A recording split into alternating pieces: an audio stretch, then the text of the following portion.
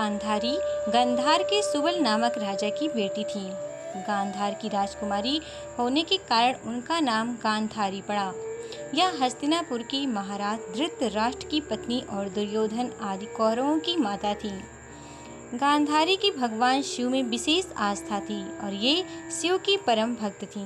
वह एक आदर्श नारी सिद्ध हुई थी, लेकिन यह बहुत कम लोगों को मालूम है कि गांधारी की 2 शादी हुई थी।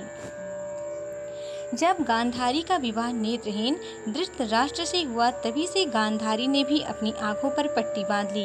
इन्होंने सोचा कि जब मेरे पति ही नेत्रहीन हैं, तब मुझे संसार को देखने का अधिकार नहीं है।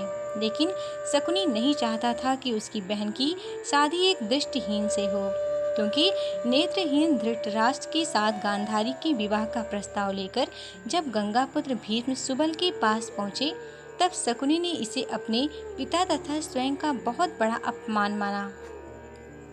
शकुनी की इच्छा के विरुद्ध गांधारी का विवाह धृतराष्ट्र से करवाया गया।